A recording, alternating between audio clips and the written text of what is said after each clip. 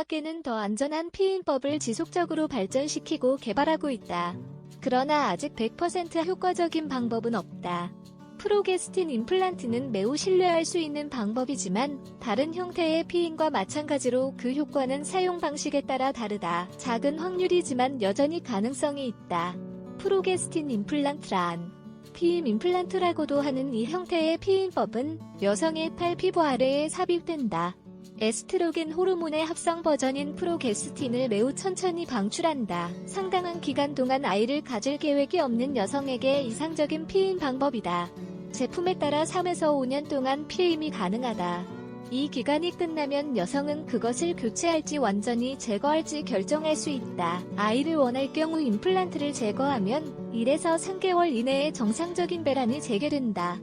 프로게스틴 임플란트는 간단한 수술 절차를 통해 이식 또는 제거되는 유연한 캡슐 또는 실린더이다. 병원에 갈 필요가 없으며 의사는 단순히 국소 마취제를 사용한다. 그 역할은 배란을 막고 자궁 경부 점액을 두껍게 만들어 정자가 자궁에 도달하기 어렵게 만드는 것이다. 장점 피임약을 매일 복용할 필요가 없다. 계획에 없던 성관계에도 아무런 걱정 없다. 방출하는 호르몬은 아이에 아무런 영향을 미치지 않기 때문에 모유수유 중에도 사용 가능하다. 생리통을 줄여준다. 에스트로겐이 함유된 약을 복용하기 힘든 여성들에게 이상적이다.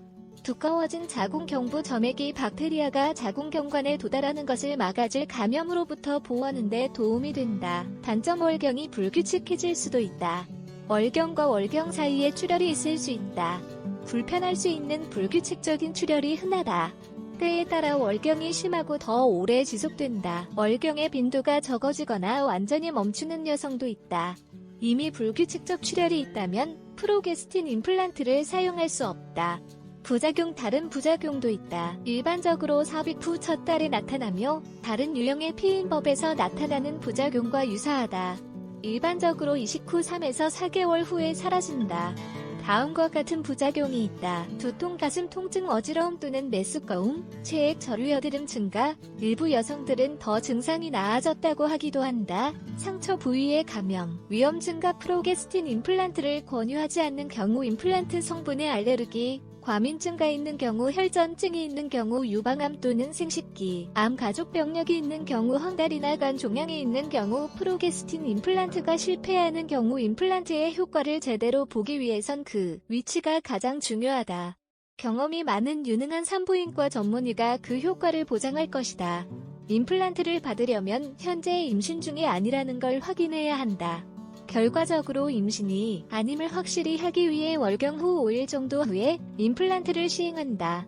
임플란트는 이식되는 순간부터 바로 효과를 보인다.